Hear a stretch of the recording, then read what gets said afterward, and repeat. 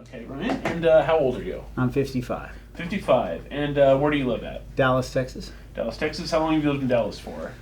Oh, goodness. Most of my life in some way or another, but for the last 20 years, right there in Dallas. Gotcha. So lived your whole life in Texas in one I place grew or up, another? yeah, so I grew up in North Dallas and got there when I was about 5 years old and lived there, different cities in the North Dallas area. What do you appreciate about living there? Because obviously you like it if you stayed around. I have. So great people, great business climate, great communities. Texas is a wonderful state. And are you married? Yes. How many kids do you have? I have 5. 5 kids. How young is the youngest and how old is the oldest? 13 to 23. 13 My to oldest 23. son just graduated from college. My youngest son we adopted from South Korea. Okay. And I've been married for 24 years to my wife, Ellie. 24 years. What's the toughest part of raising 5 kids? Toughest part of raising 5 kids. I think just making sure that they're doing well in their heart and their mind, their soul, with their friends and family, and focused on the main things, working hard. Each one's different. So when you've got 5 kids, every personality is different. So getting to know each one and making sure we're connecting to their heart. What's the most rewarding part then? Seeing them have fun and succeed. What does them succeeding kind of look like? Everything for everyone is different. Yeah. So so for my oldest son, he just graduated college, and to see him do well and get a job and then get accepted to an MBA program, happy for him. For example, my youngest, seeing him study hard, and because when he came here he was 2 years old and he never knew English. So he had a developmental thing of having to relearn English and from every word that he had ever heard before. And so seeing him study hard, do well, and make a great grade on a test, it's a big deal. So everyone is different. And how did you all come to adopting your youngest? It was just always in my heart for a little bit, and probably by the time we had our 3rd child, we looked into it, and then we got pregnant with our 4th, and so we waited a little bit, and then we just went ahead with the application. Something was just always in our heart to do. And my wife was born in South Korea, so we thought we'd try an international adoption from there, and it worked out. Did you meet her in South Korea or in Texas? No, we actually met in Atlanta, Georgia. Okay. So I moved to Atlanta with a job transfer in 1994 after a few years out of college, and I met her at church, and so we met at church there and fell in love a few years later. What were you doing for work at that time? Yeah, so right out of college I was with Procter & Gamble, working in sales and marketing, and then I got a job with Boston Scientific selling medical instruments to hospitals and doctors' offices. And so when we met, I was doing that. And then I went into technology for a few years, and then we both, when we got married, came on staff at our church and worked in ministry. Okay, and so what do you currently do then in terms of work? 2 things. And so at that time, when we just got married, we were working in our church, and tragedy hit my home in 2001. A drunk driver hit my brother, who was running a small business with my dad in Dallas, Texas. And so we prayed and felt God was telling us to move back to Dallas, and we did. And so we started a life of doing business and ministry. Went back and got my MBA at SMU in Dallas. And then we started a new business together. And then we got into mergers and acquisitions, investment banking, and the company just took off and grew. And so now we have a business that does middle market strategy, middle market mergers and acquisitions. We have a wealth management company, and we have a digital consulting company as well. Probably 350, 400 employees in that business. And then we're also pastors of a church. So we kind of kept that heart for ministry, and we did young adult ministry for many years. And then about 10 years ago, we started a church. And so we have a church called Create Church in Dallas, Texas. What specifically inspired the founding of the church 10 years ago? Well, all of it for our whole lives. Once I gave my life to God, I knew ministry is about serving Him in any way, and business ministry or serving others in life, and making disciples is one of God's commandments. And so we just wanted to share God's word and help people grow in God. And that church is in Richardson, Texas? Richardson. It's in Dallas County, just on the north side of Dallas. And how many congregants did you say you had? Yeah, so we, Easter around 12 or 1,300, I think, came. So that's when everybody shows up, but on a weekly basis, 700, 800, somewhere in there. Gotcha.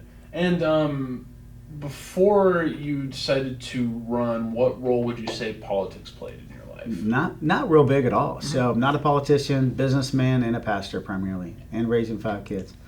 Trying to be a good husband too. So, like, would you say you were political in any kind of form or fashion growing up or No. in the past? No, not at all. So, again, we all have limited time. So my mission has been ministries where I spent most of my extra time, and then of course raising our kids. Really, running for office came to my heart about 8 years ago. As however you're led by your life, God's began to speak in my heart about that, and so I just kept praying about it, and He began giving me thoughts for our country, the status that we're in today, and so we're sharing those words today, and specifically they're about uniting our country to solve our biggest problems. Well, what about that time period 8 years ago? Would you say initially inspired you to? I don't know anything that I did or anything I saw that inspired me, other than I just felt God speak to me about it. So, and then it continued every year. So, just following the path. What values would you say you kind of hold most dear? Values. Well, there's spiritual values and there's practical values. So, on the spiritual side of life, I think it's important for us to love God and to love other people. On the practical side of life, we have some core values like in our business that we live by, and golden rule, unity. Those are some of the big ones we have, and we actually have our core values written out in the acronym of GUIDE. So it's golden rule, unity, integrity, diligence, and excellence.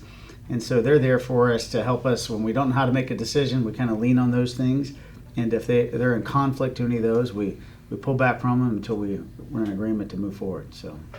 To this point in your life, what would you say that you're proudest of having done? Wow. Being a dad, good father, that's my goal. Good husband to my wife. What do you look back on and say, I could have done that differently in some way?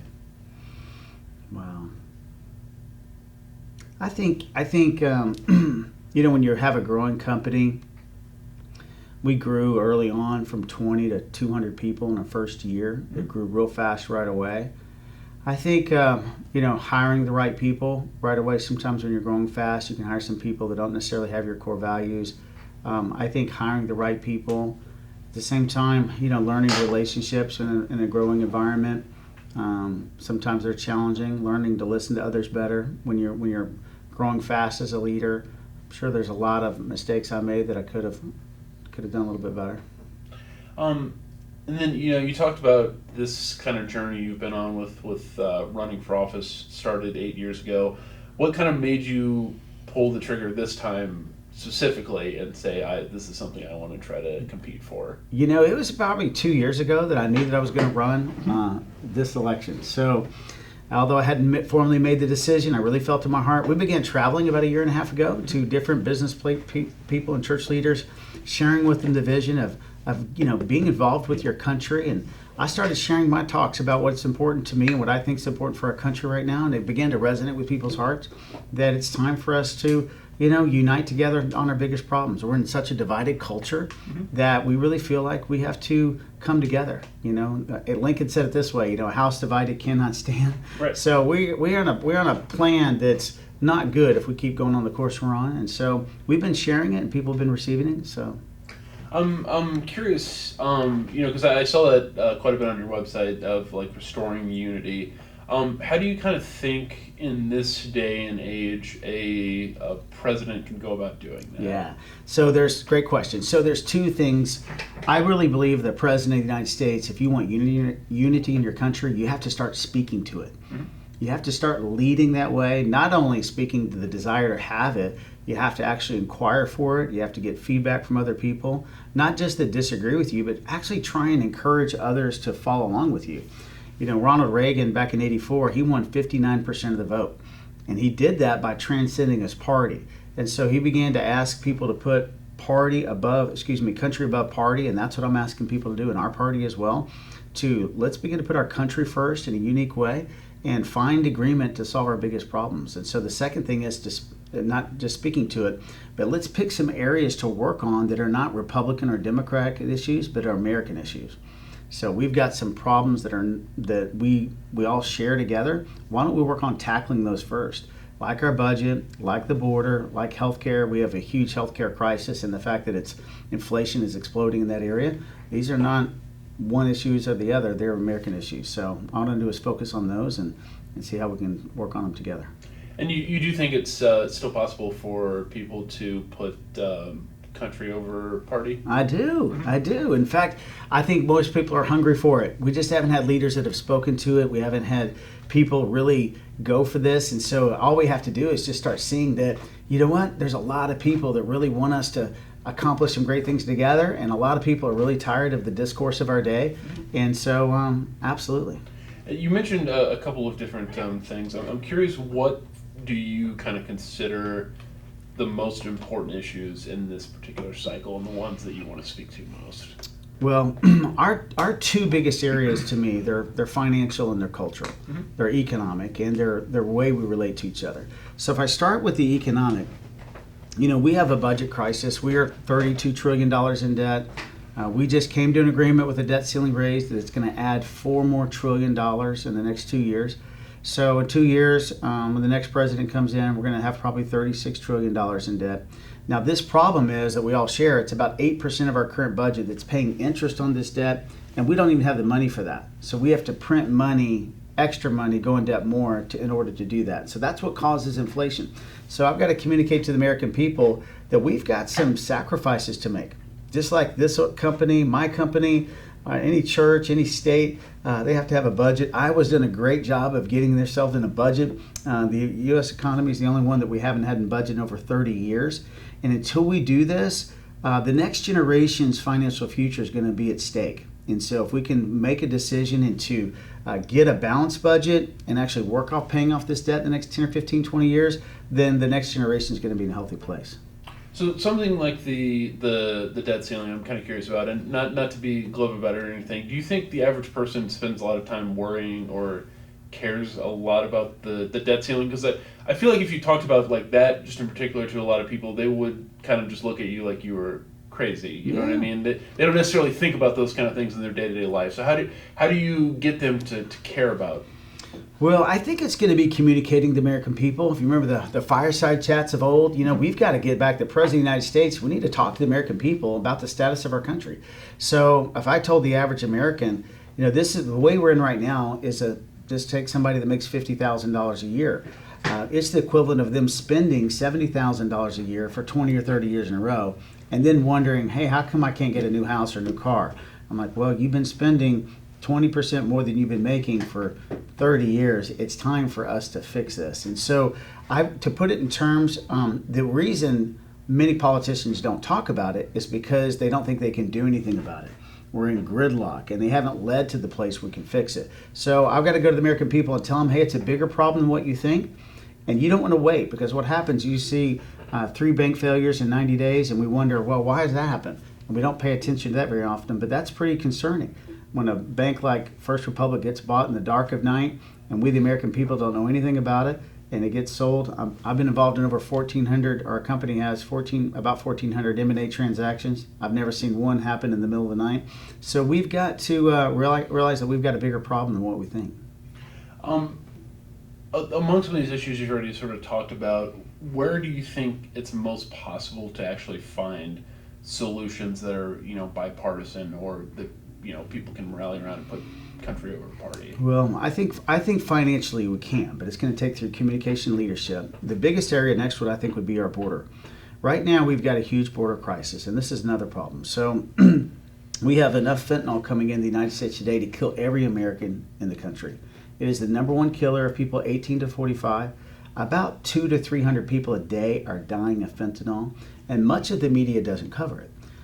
Politicians don't talk about it a lot, and so we have to start speaking to this.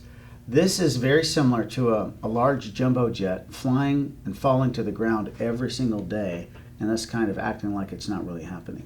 The reality is that China's producing this drug. They've increased the fentanyl amounts in every single pill now. It's 10 to 100 times more than it was just a few years ago. So these deaths are being caused by a person taking one pill, not 10 pills or more than they used to. And so we've got a big problem. The question is, do we want to do anything about it? And then if we don't, why not? How many people have to die a day? So I'm telling people this is not a Democrat or Republican issue. This is an American issue. We have got human trafficking. People are stealing people and putting them into slavery across our border. And we have to wake up to see this as a problem. So how do we fix it? Well, the Republicans typically want to secure the border. Many of the Democrats want a plan, I think, some sort of success plan for the immigrants that are here. I actually feel like that we can secure our border. We need funding. We need bipartisan leadership on this, because the funding is going to require not only a barrier, it's going to require technology and people.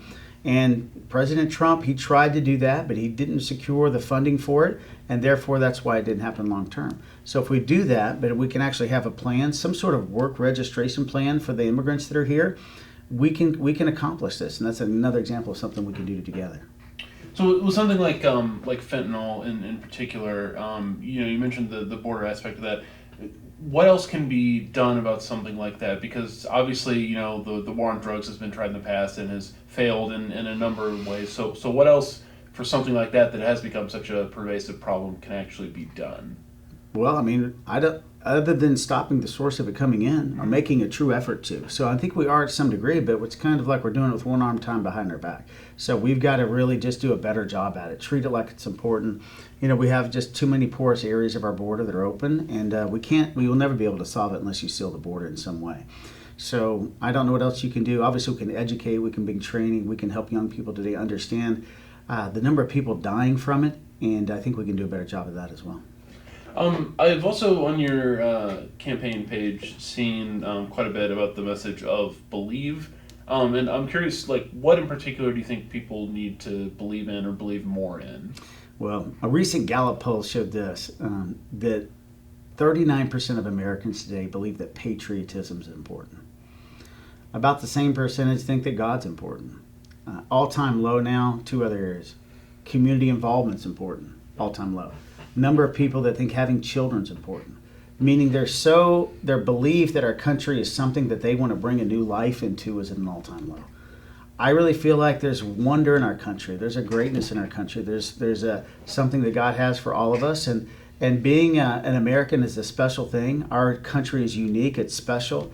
There's no other nation like it. I believe we were created to be a light post of freedom for all the nations of the earth to see this great nation the way we are, where we protect freedom of the press, freedom of speech, freedom of assembly, worship, and commerce. And we've got to brighten that flame up again and recognize that we have the greatest nation in the world.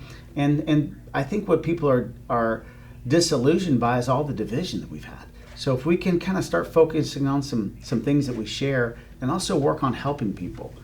One of the key areas that I'm trying to really change the Republican Party to shift its focus a little bit to is how can we bring our message into urban America and to college students in a unique way. In the last election, the Republican Party lost 46 of the top 50 cities in metropolitan areas, the largest metropolitan areas. We lost about 70% of the college vote to Joe Biden. So whatever our message is, it's not really resonating with urban America and college students. But I really believe this, our message is the best message for them. So the other message they're hearing is more of a socialist type message where a bigger government can help pay for their education, food, shelter, tuition, whatever it may be. And that seems nice until you have to pay the bill. The bill doesn't come really due until long term later, but now we're seeing the ramifications of that. College students, they go to school because they want to be financially independent. They're not thinking they're going to be wealthy their first 2 years or 3 years, but they'd like to get a car, an apartment. But right now, they have to either go home, most of them, live with their parents, or get 3 and 4 roommates to be able to afford housing. And that's not the dream that they had. Not only that, jobs are tougher. There are MBAs at some of the most greatest consulting firms that aren't hiring right now. They're like, hey, can you actually start in April and May of next year? So that's the problem we're facing. This is all a result of a bloated economy, spending too much. We've printed 40% of our nation's money supply in the last 6-7 years. That's what's caused inflation. That's why interest rates are up. We've got to fix this, and we can do it, but it should mean a lot to college people. But what I'm telling college students is this. I can recognize the reason they don't follow leadership today. We did young adult ministry for 17 years. College students don't follow leaders that aren't authentic. If they don't think that they care about them or others, or they don't have some sort of heart connection, they're not following. And I think we have to have not just the right message, the right messengers in place to show them that it's time for us to serve others. One of the things we want to do is start a kind of like a Peace Corps from the 60s and 70s. We want to start that for urban America. And what that means to me is we're calling it SAVE, Serving and Volunteering in Education. We want to invite young people today. I'm just telling them, hey, let's abandon politics, but let's join a movement to love our neighbor. And what would happen if we changed education in urban America? Only about 15% of minorities in urban America at the 8th grade level are reading at their proper level, 15%. So what if we started asking college students and others to volunteer 5 hours a week and become a tutor to these young people, help them get their reading levels up, math levels up? We can change the culture of our country. I believe we can break the cycle of poverty through education, and I think we can break it through serving and loving others. So some of those, hypothetical college students that you kind of mentioned, you were saying a message that seems to appeal to them is, tuition maybe being covered, housing, some of those things being covered, and that's why they maybe have more of an interest in the Democratic Party, let's say. I'm wondering what you would say to them if they were to say, if this is the greatest country on earth, why shouldn't it be able to cover some of those things and actually look after people in that way? Well, I think we can if we have the money. Mm-hmm. But the honesty, we don't have any money. So we're totally broke. So our nation right now runs a debt of, 1.5 to $2 trillion a year. So if you don't have the money, you can't pay for that. If we had a surplus, then we wanted to choose to provide some additional resources for people, then absolutely. But right now, if you don't have the money, it's very difficult to buy new things because you're actually going to be the one paying the interest on it. So inflation is a tax on everybody, and that's taxing the poor and everybody included. And then another thing you mentioned a moment ago with some of those Gallup poll figures was a belief in God. You're a pastor. Why do you think that those numbers are what they are in this day and age? It's a great question. I think that when people don't see people's actions line up with their words, they get disillusioned by it. So if they see leadership today say one thing but do something else, they really don't have an interest in it. I think that's happened a lot, not just from religious leaders, but leaders in business, leaders in politics. And I think when they see a divided culture and people, demonizing each other and then saying, hey, acting like I'm a Christian or acting like I'm a person of faith or we should believe in God, but at the same time I'm vilifying somebody, it just doesn't resonate. So that's the reason I'm really calling for us to unite. And one of the things to do is just stop being so negative on social media. Quit disparaging each other to the degree we are. We can disagree, but we can respectfully disagree. I don't expect everybody to believe exactly the way I believe, but do we have to believe on everything exactly to get along? Why don't we focus on some things that we agree on that needs help, and we can be great neighbors together by doing that. One issue I was curious about that you talked about on your page was being pro-life, and you said you were thankful when the court overturned Roe v. Wade, and then you also talked about saying that adoption should be made easier and that the foster care system should be transformed. And I was curious about that because I haven't necessarily seen a lot of pro-life politicians making those latter points more recently, and I'm wondering, why do you think that is? Well, I don't know why they don't. Maybe they hasn't thought hasn't come to them. But when kids, I feel like this: if we want to change the culture in our country, whether it be the culture of liberty or the culture of love or culture of serving others or just getting along or unity, let's say this: the culture of life. What life really matters. It's not just about caring for the unborn, it's also caring about every child. So if I really care about children, whether they're born or unborn, then let's do it holistically. And we have a lot of people that are wanting to adopt children today, but sometimes it can cost $20,000 or $30,000 to adopt a child. I think we ought to try and figure out how to make that more affordable. Secondly is through the foster care system. I love all of our foster parents that are doing a great job, but many kids are waiting in line to be adopted, and they don't once they're after 10 or 12 years old. And I would love to start a movement of adoption in our country where every child had the opportunity, regardless of their age, if they wanted to be adopted, to have that chance to have a loving family. And I think that could mean a lot because kids that age out through the foster care system, many of them struggle financially, many end up homeless, and many end up in poverty. And that can lead to crime and other things. And so I just believe that we should holistically look at it. So you think there should be more focus than there is currently on kids once they're actually born? Absolutely. Absolutely. And then another policy point I was reading through on your website was under the banner of transforming healthcare. And I'm wondering, how would you go about doing that? Okay, great. So I'm not a healthcare expert, but I am a business person, and healthcare inflation is about 40% higher than regular inflation for the last 20 years. So it is completely broken. It's eating away our economy. Medicare and Medicaid is probably 30% more. Not only that, Social Security recipients, when they get their income, they spend about 15% of their money, even when they're on Medicare already, on health care. So it's just taking away our economy. We've allowed this to be socialized already to a large extent, and it's happened in this way. It's basically the only thing that we purchase on a regular basis, that you and I walk into a doctor's office or a clinic or hospital, whatever it is we need, and we never ask this question. I say generally, how much does it cost for me to be here? What is this test and how much is it? And most of the time they couldn't tell us even if we did ask, because it could be different for you and me if we all went for the same thing. Because if you have a different insurance carrier than I do that negotiated a different rate, or no insurance at all, they will charge people oftentimes much less if you don't have insurance at all. I've got a friend of mine who his wife was having a baby, and they had a $12,000 deductible on their insurance, and they're like, I don't have $12,000 to pay that. What should I do? And they said, what if we pay cash? And they got back with them and said it's $5,000. So it went from $12,000 to $5,000 just because they decided to pay cash. What that means is that everybody that has insurance is actually subsidizing other people that don't have it. What that means is also as our country is subsidizing the world in many places in healthcare. When you see pharmaceutical drugs half the cost in Europe, half the same drug in other places, what does that mean? That just means they're making all the profit off the United States. So I believe we need to change some laws on patent laws and with drugs. I think that we need to bring competition in insurance exchanges.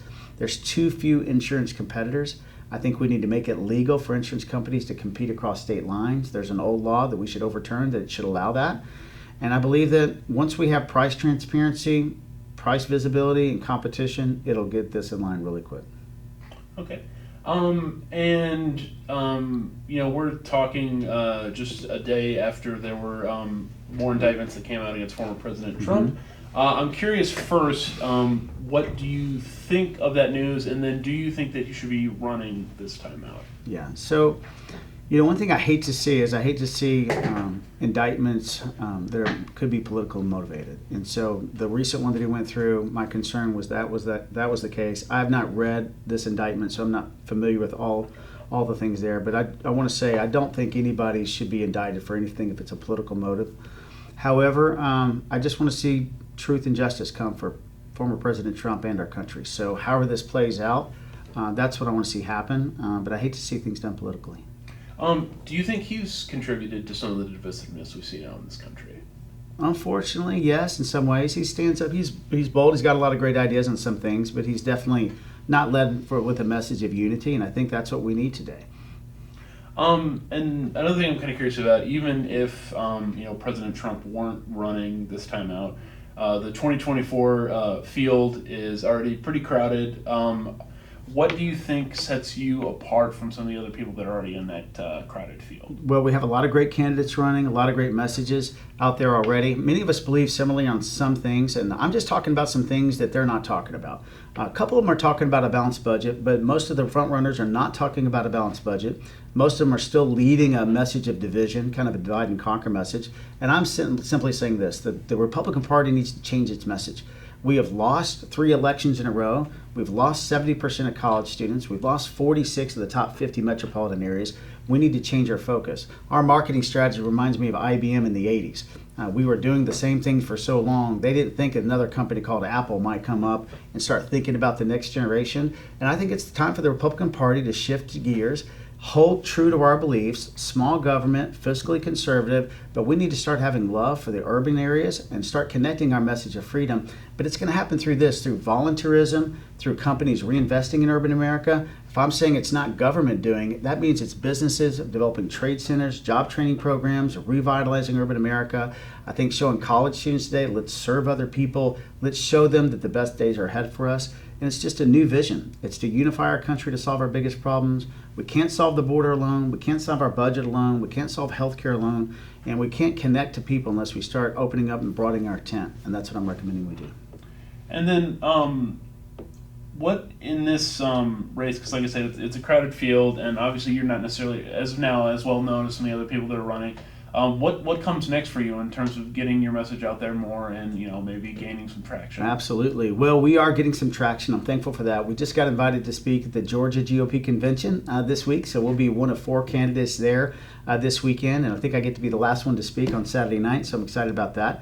We have gotten a couple national inquiries here for national news, and I'm excited about that. But really, right now, I'm focused on everyday Iowa and New Hampshire, and we're conversing with the American people, and they like this message in general. So we're talking about change. We're talking about unifying our country, but doing it in a practical way. And if this message connects to your listeners and to your readers, I really believe that if they would just go to Binkley2024.com, pray about giving $1. We have a requirement in our party that you have to have 40,000 unique donors in order for us to get this message on the debate stage. I'm asking for that. If you would consider that, that would help us get there. And once we get on the debate stage, I think we're going to be able to communicate clearly. What's the vision for our country? Right now, the other vision my former friends are having in our party is the same vision, divide and conquer. I'm having a vision to unite our country, to us to win and bridge back our country. I see our greatest days ahead when we do it together.